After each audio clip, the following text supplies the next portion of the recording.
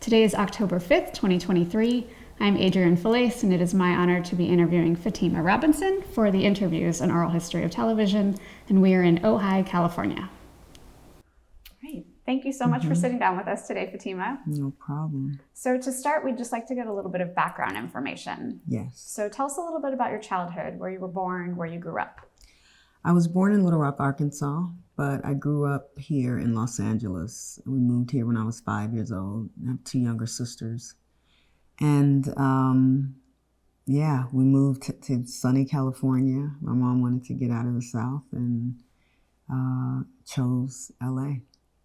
Why did you choose LA?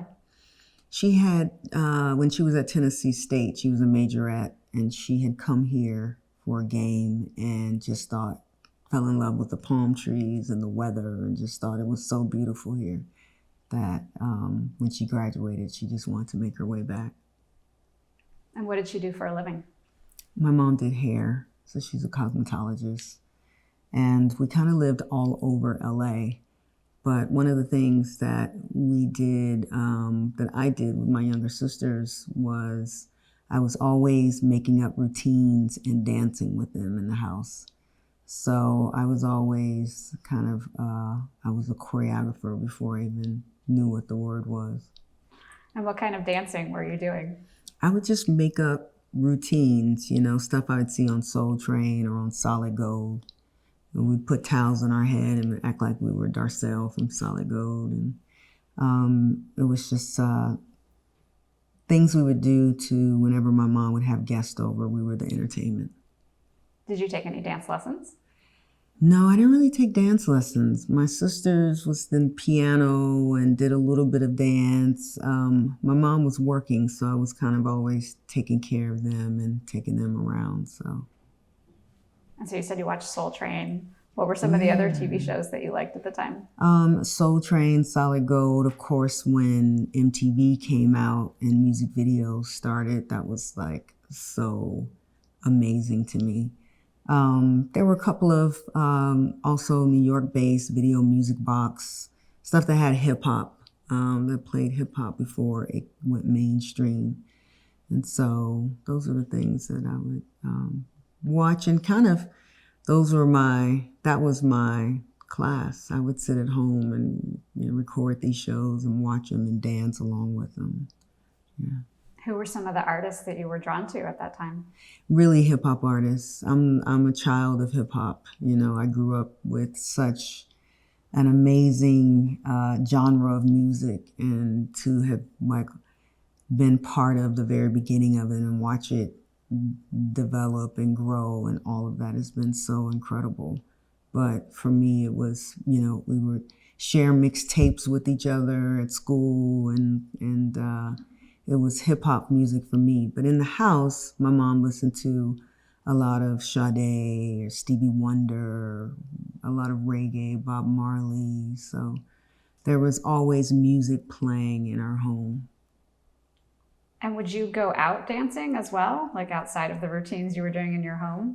No, I was young then. I mean, I would, in junior high and high school, I would enter dance contests and stuff, but never going out. It was really just about when you're Black in America and you go to companies, you go to friends' house or you have company at your house, that's just kind of naturally what you do. It becomes a party and everyone dances and the kids perform for the adults, and it's just kind of how we live our life. With this interest in dance when you were younger, were you thinking about it as a career, or did you know what you wanted to be? I didn't think of dance as a career at all. It was just something that I loved to do. It was more like a hobby. And at that age, I really didn't know what I wanted to do. I became the shampoo girl at my mom's salon when I was 14 years old. So that was something that took me on the road of doing hair. But even then, I was like, if I'm going to do this, I want to do it I wanted to go to the Vidal Sassoon Academy in London, like that kind of thing. I always dreamed big. So how did you first start to get actually involved with music videos in that kind of scene in LA? Yeah, I started going to these 18 and over hip hop clubs that they'd have. And in the clubs, they didn't have alcohol or anything. And it was just like a lot of young, wonderful energy coming together. And people would see me dancing in the club, but also they had dance contests that were really popular. And so met a few other dancer girls back then. We formed a group called Feminine Touch, and we entered a dance contest. And from that dance contest, John Singleton saw us. He was just graduating from film school at USC and was like, I'm going to put you in my movie. And we were extras in Boys in the Hood. But people would come to these clubs when they were looking for dancers, or if record label people would come to the clubs looking for talent. It was just the clubs were really where where hip hop was really being created. So you had to kind of be in the clubs to enjoy it, to be around it, to discover it. Yeah. And what was the feeling that you got from being in the clubs? What was it that you enjoyed about hip hop?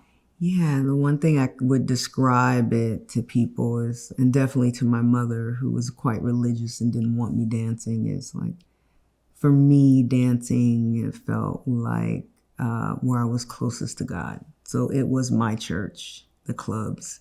And ultimately, as I grew up, I realized clubs were my classroom. And that's where I was doing all my dance lessons all night, you know.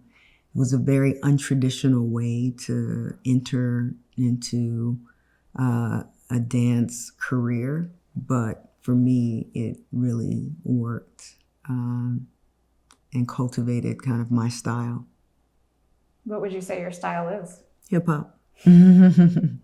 Yeah, I like to say that because, you know, there were so many people that didn't look at hip hop as a true art form of dance. And so they thought it was a passing fad and something that, you know, would go away.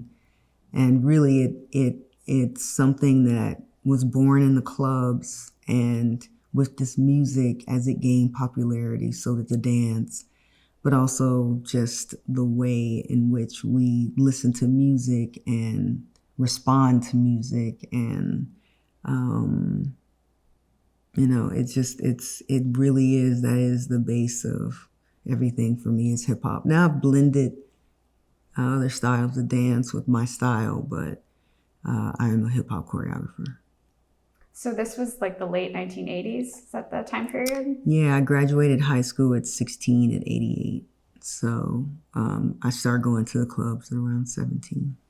And who were some of the artists that were big at that time?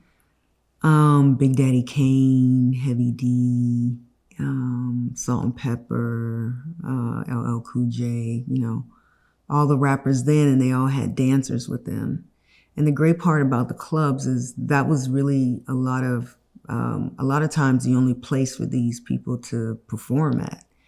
And so you would get, you know, the New York rappers coming in and performing at the club, and then they'd bring their dancers with them, and then we'd all battle on the stage, on the dance floor, and then that's where we learned new moves, and that's when we exchange kind of what was the latest craze, and you had to be in the club in order to learn it and know it and see it. Talk a little bit about battling. Did that just happen naturally? Yeah, battling just is part of hip hop culture, whether it's dance or emceeing or DJing. We all battled as kids. We were just, you know, we took all that teenage angst and bravado, and we put it in our craft, you know. And it was such a great time to grow up. My son now often says, Mom, I'm growing up in the wrong era. Like, he really, really can appreciate the energy that we all had. You know, we didn't see it as careers. We didn't see it as, like, we couldn't understand the future that it would take on, but we just knew we were on to something and doing something that we loved. And so we just kept on, like, figuring it out. So when John Singleton called you to come be on Boys in the Hood, was that your first time on a set? Had you been on any music video sets prior to that? Oh, I had, yeah. Only a couple, but people would ask me, would see us in the clubs. Like, there was a Motown artist, Rich Nice, that they were looking for some people to do a music video for, and me and my dance partner at the time, we got up there and battled some more girls, but then we did a little leg lock kind of combination that showed that we were a team and together, and so we got chosen for that. So things like that would happen at the clubs, yeah. So when you were in the music video then, would there be choreographer who taught you what to do for the video, or were you making up your own steps? Yeah, at that time we always made up our own steps, yeah. When you got with the hip hop artists, that's what you naturally did. It was, part of being a dancer for them. And was it around that time that you met Lionel Martin and Hype Williams as well? Yeah, I met Lionel first. I had an audition with Lionel. I showed up a little late. When I got there, one girl had talked herself into being the choreographer, and the casting director had this cassette player that played the cassettes a little too fast. And so when he finally asked us to just get up and dance, after explaining the concept to us, one girl kind of complained about the carpet in the room, and another girl complained about like the music being too fast. And then I just got up and like bust and did whatever, I knew how to do. And he stops the music and he points at me and says, okay, she's going to be the choreographer and you two are going to be the dancers, because she adapted to the situation the best. And I was like, okay. I mean, I had been doing it all along, so it wasn't like something too new for me, but it was definitely a wake up for me to actually start to look at choreography serious. Yeah. Did you embrace that right away? Of like, I think I want to move into this area? I kind of casually embraced it. Like, Rosie Perez called me and was like, you have to call yourself a choreographer and you have to charge for that service. And it was something really surprising to me because we just had been doing it all the time. And so I think just along the way, I, when people would ask, do you dance? Yes, I'm a choreographer. I started to like speak it, I had to first look up the word because I didn't know how to spell it. But yeah, I just slowly kind of just transitioned myself into it. And then was it John Singleton that brought you on for Remember the Time? Yeah, a few years later after the movie, and the movie was a hit, and he cold calls me and is looking for a choreographer for a music video, and he's telling me about the treatment and everybody that's going to be in it. And I'm like, wow, this sounds great. Yes, I would love to do it. And then before we got off the phone, I said, wait, who's the artist? And he said, Michael Jackson. And I'm like, okay, great. I was 21 at the time. Was Michael one of those artists that you had grown up trying to do his routines? Michael and I share the same birthday. I was so in love with Michael Jackson when I was younger. I had posters on my wall that felt like Michael Jackson wallpaper. I was really, really a super fan. Yeah. So when you got the call and accepted, what are the first steps then? How do you go about creating the choreography? Well, when I got the call, I was super excited, but also really understanding like the turning point that this would be in my life, because I was still kind of doing hair during the day, which allowed me to really just go. I had gone on dance for like Big Daddy Kane on tour, but this was like really serious for me. And also I had never worked with so many dancers, and so for me this was it was amazing. And with all choreography, for me, it starts with the music. And so once I got the music and understanding the concept of the Egyptian video, then, that's when you start to study and kind of create the moves. So do you listen to sections on repeat? Do you write out steps? What do you do? No, I just listen to it. Just listen to it and go. A lot of times I don't even pre-plan. I like to just do it in the room with the bodies. It's really just the music moves you in a certain way. Yeah. So a lot of Michael Jackson's video, Remember the Time, was a short film. It was a little over 9 minutes. Was there a script that you followed and kind of figured out the sequences you'd do? It's so funny. I was cleaning out my garage recently and found the storyboards for Remember the Time. And I was like, what? I don't even remember this that John had done, So normally you don't have a video that has storyboards in that way. And then a lot of times for me, I, listen to the concept of what they want, but then also I have a creative idea for what I see the moves to be, what I see in entrance and exit formations. And I kind of just go with that, in the room. There's certain times where you have the ability to plan in advance, like when you're doing a movie. Sometimes in theater, you get to plan in advance a little bit more. But for music videos, we're pretty on a time crunch. And, but it's also just the way I like to create. I don't like to be too prepared. I like to go in the room and let what magic happens when you're in the room as you're listening, as you're flowing. I like to let that process play out. So did you have a creative meeting with John and with Michael? Oh, yeah. I had a creative meeting with John. I didn't meet Michael until we were in the studio working.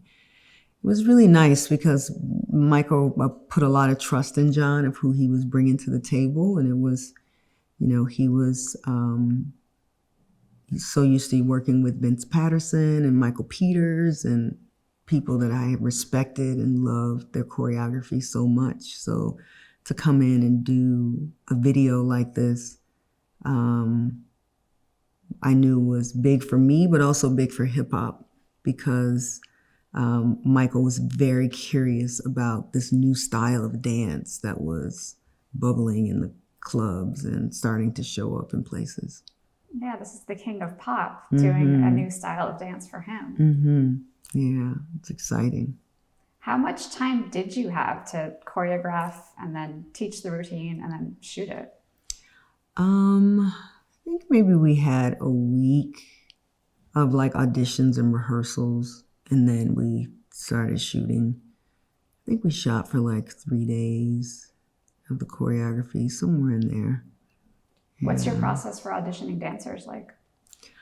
Well, it's very refined now. Back then there were just hundreds of dancers that showed up for that, and I felt very overwhelmed. But now it's a really great process that the agencies have where they send me a link and I'm able to click onto the link and click on to dancers that I want to see, so that I'm not doing open castings, which I do sometimes, but it's very specific what our needs are for a certain job. So I like to stay within what exactly we're looking for. And when I say that, I don't want 5 dancers showing up for something that I know I'm only going to hire 5 dancers. So it's very important to me that I don't waste other people's time and that I don't, that I'm calling in what I know I'm going to hire. And so within that process, we teach a small combination. And then I split people up in groups and then I break it up. And then sometimes, like I said, the magic in the room, there may be someone who stands out in the most amazing way that I want to pair them with other people that I see that I really like, or someone that I wouldn't have expected to be that fabulous, I then bring them back and pair them with somebody. So then I'll make groups and kind of figure it out from there. Do you generally know all of the choreography when you do auditions? Mm-mm. Or you're still figuring it out yourself? No, we go in and we figure out a 4/8 count. Yeah. Talk a little bit about choreographing for camera. Like, did you know for Remember the Time what was going to be a wide shot going in, what was going to be close up?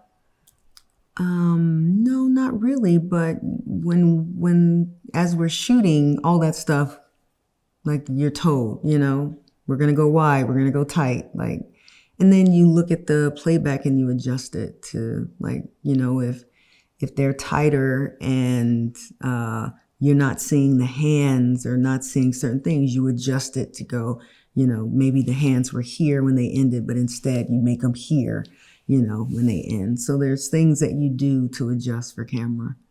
Because I'm thinking of that sequence when the music first kicks in and Michael goes up the stairs towards Iman. He has really precise finger movements, really precise head movements. Is that all coming from you, that movement? Some of that stuff is Michael. That's just kind of how he naturally moves. That was him. And then there's another sequence where he's surrounded by the women in veils dancing around him. Yes. And then there's sort of the big sequence that I think most people remember with that large group of dancers. Yeah, that's all me.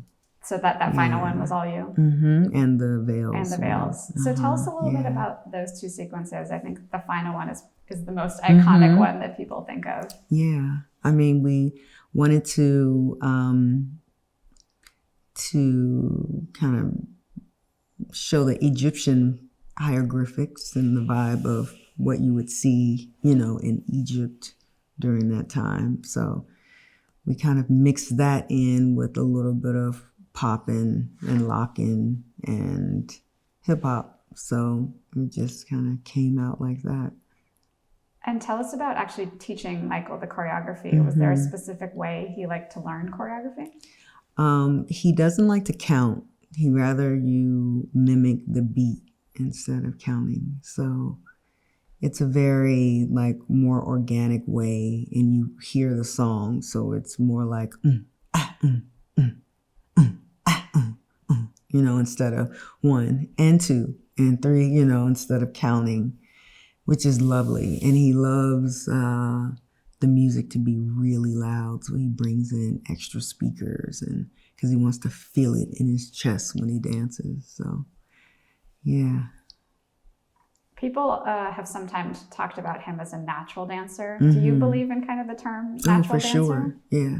There's certain people that have natural rhythm, that have the way in which they hit a move is harder than other people, and the way they understand the vocabulary of dance is, there's definitely people like that. Beyonce is one of those as well. And how did things like his costume and the set design impact your work?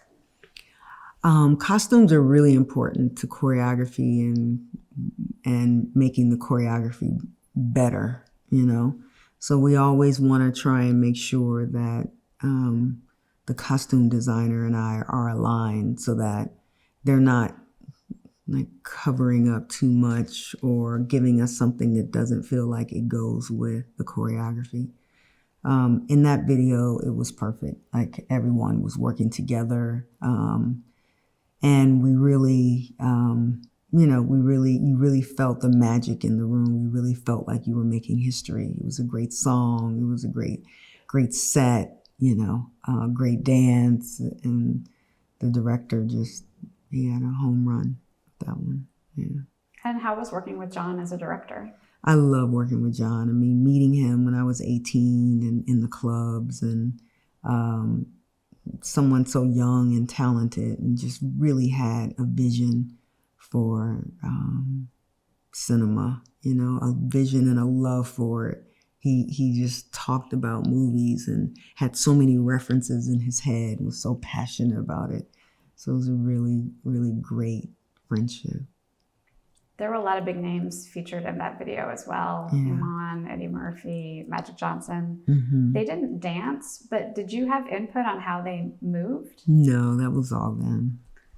Because I'm wondering where the line is between a director directing and like a choreographer having input on movement. Oh, a choreographer has input on movement all the time, 100%. For that one particularly, that was them, but yeah, all the time. And then did you appear in the video as well? I'm dancing with Michael. Was that set from the beginning, or did that kind of come out as you guys were working? No, as we were looking for, as we were kind of putting it all together of how many girls, how many guys, Michael, it was very natural to go, I want to dance. Yeah. At the time, too, I was young and I still had my dancing shoes on. Having grown up watching him, what was the moment actually like where you are dancing with him in his video? So surreal. It was really surreal, but because he's such a perfectionist, we're both Virgos, you know, it's like, it was, for me, it set the tone for the rest of my career to be, you know, just all of my Virgo way just came into place. And it's really great when you are Virgo and have work to do. You know how to let go of any of that anxiety that may come or super fandom that existed. And you just do your job and you do it to the best of your ability. How did choreographing that video impact your career moving forward? That video just put me really on the map. It put my name in so many people's mouths because it was just like, who is this girl and who did this video? I did it along with also another choreographer, Stretch, out of New York, who's amazing. But it really set the tone for me. And but it was also really interesting because I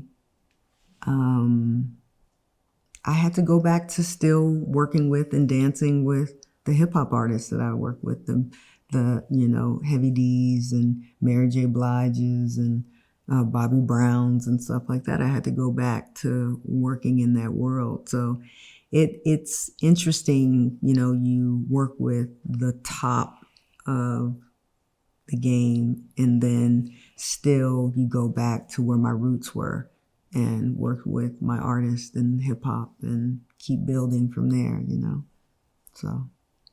Well, let's talk about some of those videos as well. Actually, you mentioned Mary J. Blige. You started working with her and you're 23 years old, I think yeah, somewhere around there. Talk about meeting with her and working with her. Yeah, Mary was great. I mean, she was the queen of hip hop soul. You know, at the time we were all just young and her sound was so unique and different. We all loved it.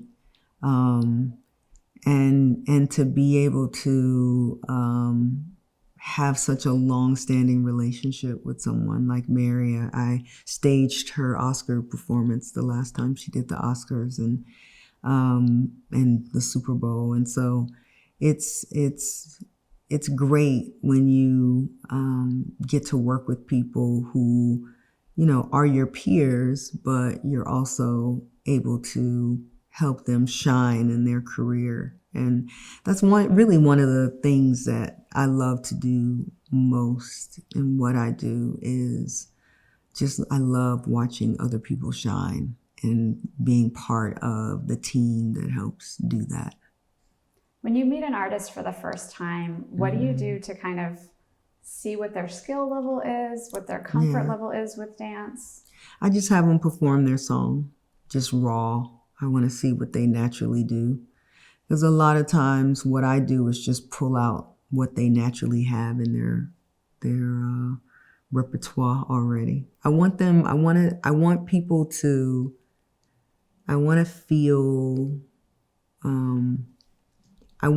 feel to the world natural and not choreographed. So it's like, how do I go off of that first? That becomes my base of what they do naturally. And then I go, okay, try this. And I push them a little further, you know. Do you ever get pushback from the artist on that? I do. Yeah. Yeah. And then I'm like, oh, they're not ready for me. I really like working with artists who want to grow. Yeah. Yeah. All right, so let's talk about some more videos. You choreographed I'm Every Woman for Whitney Houston. Yeah, that was a choreographer, Sean. What is his name? Cheeseman? Sean Cheeseman was hired onto that. But we were dancing for Bobby at the time, and they were dating, and she was pregnant, and we had gone to the wedding, and I'd gone through all the whole Bobby and Whitney world. And so they scooped us from tour, and so that was all of our tour rehearsal choreography that we had done for that. And so yeah, it was a great experience because, you know, Whitney she was like family because she was always around whenever we would be in rehearsals with Bobby and stuff. So it was really great. Yeah, it was fun. There's a group of young girls dancing in the video as well. Talk a little bit about working with children. Yeah, I love working with kids. These particular girls had formed a group, and Whitney saw them and at one point was coming on to help manage them and things and wanted them dancing in it. And so it was a lot of fun. They were so special and so talented. Yeah. There's a lot of cameos in that video too. TLC is in it. Whitney's mom is in it. Shaka Khan. Yeah, it was great. And such a wonderful director, Randy St. Nicholas. I love working with her. And, you know, at the time, one of the few female directors I got to work with. She's so talented and it's just so lovely to work with on a creative level. She just gets it. Yeah. And then just a note about Bobby Brown. He's someone who danced a lot in his videos and performances. Yeah. Talk a little about working with him. Yeah, another person that I really liked growing up. I mean, he was so raw with his talent, you know, and his songs were so great. Saw him as well. He would come to the clubs, saw him, and he eventually heard about us dancing when he was looking for dancers. They'd come up with, you know, there's this girls, Fatima and Tish, dancing in the clubs. And so met with him, and then we eventually went on the road with him. And it was great. It was great. We were young. It's funny because there's a move in Remember the Time that I learned from a club in Atlanta. And the reason why I was in Atlanta is because I was dancing for Bobby Brown. And so, like I said, that's how moves got shared back then. It's like you go to the clubs, you learn their latest dances in Atlanta, and then you put them in a music video, and then the world would do them. Unlike TikTok and YouTube now. Yeah, how do you think that's changed now with those dance tutorials? I love it. I think it's so amazing that you can find dance at your fingertips all day. I think it's incredible. When Bobby would tour, would the choreography that he would do on stage for a song be the same as what was in the music video? Sometimes, yeah. Sometimes we'd have to change it or enhance it for the stage. But a lot of times we use the same choreography, yeah. So let's talk about Baby, which you choreographed for Brandy in 1994. Baby was a video I did for Brandy that, you know, I met Lionel, and Hype used to work in the art department for Lionel. And so that's how I met Hype. And once Hype started directing his own music videos, he'd call me in to do stuff, and this is one of them. We did Baby together, and I just loved Brandy. We got along immediately. Like her energy, her voice was so amazing, just such a vibrant teenager she was, and we had just a great time working together. Did Hype and Lionel each have kind of their own style for how they like to work? Oh, for sure. How would you describe their styles? Lionel was Lionel was like the grandfather of directing. You know, he was directing before anybody, any one of us. Like he really ushered us into and helped hip hop in a way that, you know, we didn't know we needed. You know, he really put a visual to the music, and which elevated the music so much. And then Hype came in, and Hype had his mind was just so creative, and he pushed the boundaries of what can be done. You know, he worked with different lenses, and he worked with different color palettes, and he really pushed the music and the visual and the culture to a whole nother plateau with the way in which he visualized a song. So it was really fun working with Hype. Yeah. Mm-hmm. He had the video for Baby, partially it's like in Times Square. Mm-hmm. There's a studio sequence. Mm-hmm. Like there's often a few different sequences of dance in different locations. Yeah, he really kind of mastered that. He just pushed the envelope. Like the fact that we built a stage in the middle of Times Square like that with all these people around and all the lights and all of that. He just, you know, when you would see it written back in the day, you'd just be like, what? And then we'd actually physically be doing it. And we're like, what? They gave us the money to do this? You know, we'd often like laugh at the fact that we were able to do what we were able to do back then, but it was such a different time. It was great. Was the timeline you were working on for most of these videos similar to Remember the Time, of like a week to do? No, you didn't get that much time. No, you would get maybe 3 days of rehearsal. Wow. Yeah. So let's move on to Been There, Done That with Dr. Dre, which has a tango-inspired sequence. Talk about developing that.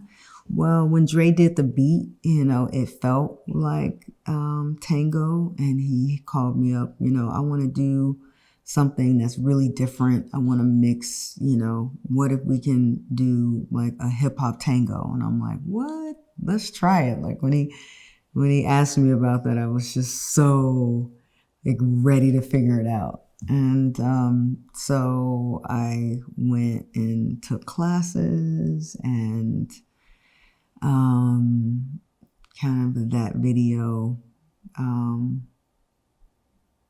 was really like I hadn't done a lot of partner dance in my career as well. And so that was really a stepping out and trying new styles of dance with my style of dance. And I loved it. It worked, and I researched flamenco for Are You That Somebody with Aaliyah. So you're definitely going to get to that. Sticking with this video for a second, there's a whole ballroom full of dancers. How do you go about figuring out how many dancers you want in a scene? I mean, sometimes the director and the location scout, depends if they already have the location that they want, then they'll figure out how many can fit in that space. It really depends on the set and what you're doing, what you're dealing with. Sometimes, you know, we shoot over, sometimes we shoot under. But if we shoot under, we just add more dancers. Like there's ways around like figuring it out. Tell us about California Love with Tupac. California Love, that was fun. That didn't require a lot of dance for me, but Hype and I would just work together, period. He put me in the video to be kind of one of Dre's people, Dre's girls. It was to be out in the desert like that, with this Mad Max vibe and the costuming and then the whole, you know, Hype was quite cinematic as well in his music videos. He wanted it to feel like movies. And so to be a part of it was really cool. Again, it was just, you know, the timing of that record, the production, Dre's beat was so fly, you know. It's like all those things come together to create something really, really magical. Absolutely. Were you in Hypnotize as well for Notorious B.I.G.? I wasn't in it. I Weren't just in that one. Okay. choreographed it. Yeah. Let's talk about Put Your Hands Where My Eyes Could See, Busta Rhymes. Talk about the inspiration for that. Well, it was funny because I was in rehearsal with Aaliyah in LA, and Hype comes over and he plays me the record, and he's like, "You gotta do this." And I'm like, "I gotta do it, Hype. This is so good. When is it?" And I'm like, "Oh, I'm not available. I'm in rehearsal." But for somehow and way, Hype is very convincing. And so I talked to Aaliyah's parents and asked, could we move rehearsals to New York? And luckily she had some things to do in New York, and it all kind of worked out. And so I moved it all to New York so that I could be there and do Put Your Hands Where My Eyes Can See. And, you know, Busta came into the rehearsal space, and it was his first time ever doing choreography. So he was a bit nervous and a bit like, what is Hype talking me into this time? But as soon as he got up and realized that like he actually had muscle memory and he can retain the steps and he could do this, he was like, took off his, I think probably pager at the time, and like phone and stuff, and threw it across the room and was like, I'm Michael Jackson in here. And we just had so much fun. He was so excited to be moving and dancing. And we just established such a bond from that rehearsal that I am one of the few people that can talk him into doing performances to this day and really convince him that he is still that incredible kid that walked into the room and, you know, wowed us all. How do you think you were able to develop that connection with him?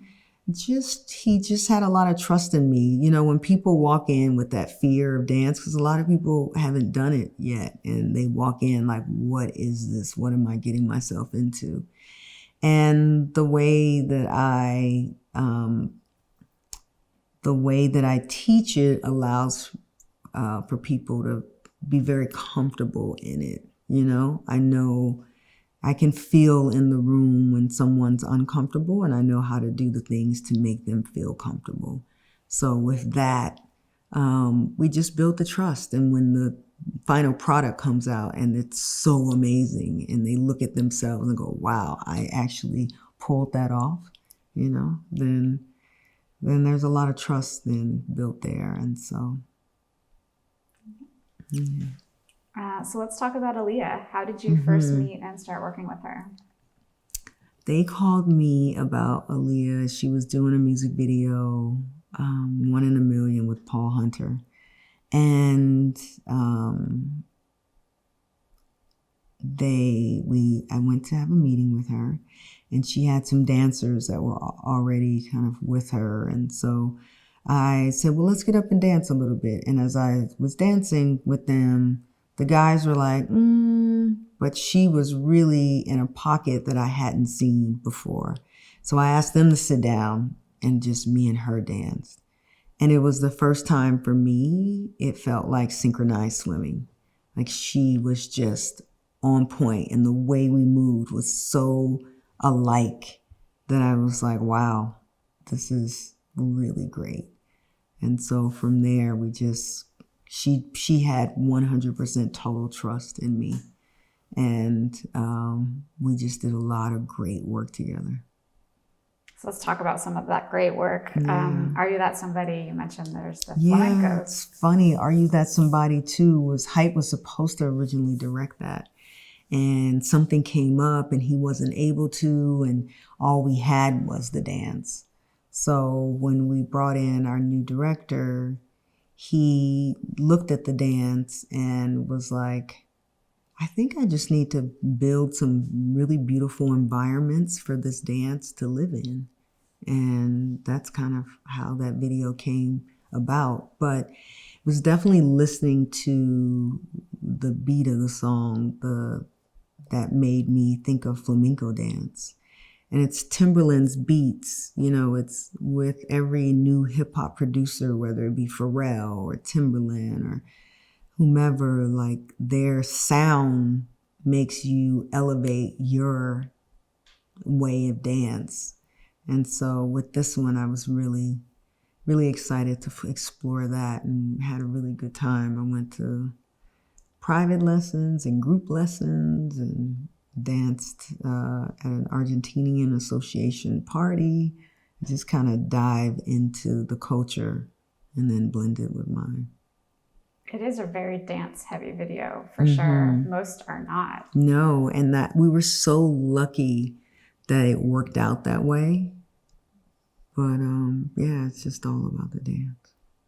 And you said she trusted you and you saw skill level and a passion in her. Yeah. Is that, because oftentimes you don't see artists actually dancing. Sometimes it's dancers dancing behind them. Every now and then the artist will do a few moves with them. Yeah. Aaliyah danced full sequences in a lot of her videos. Yeah, she was an amazing dancer and just amazing performer, amazing voice as well. Yeah. Yeah. Let's talk about Try Again. Yes. First you don't succeed. Again, we were just on a roll. By this time, I had choreographed shows for her, and I was just, we were just inseparable. And so Try Again was another just great one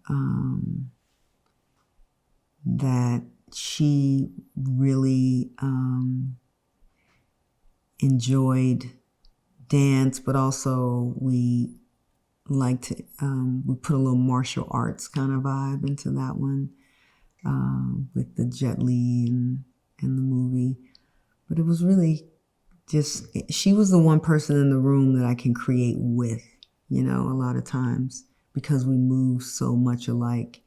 We were able to really like play, and she was one of the people that I quite often would push as well to explore outside her, what's normal for her. There are sequences where Jet Li has her kind of running up a wall, and then she dances with a cane with some of the male dancers at the end. Talk a little bit about involving props. I love props. Yeah, it gives just another way to just play in the room, you know? We did canes and we did T-shirts and we did, you know, we do all kinds of stuff. I'm a prop heavy choreographer. It gives you a lot to, I don't know, explore with. It's like, it just takes things to another level. So I like props. And she was open to whatever you would give her? Yeah, she was always open.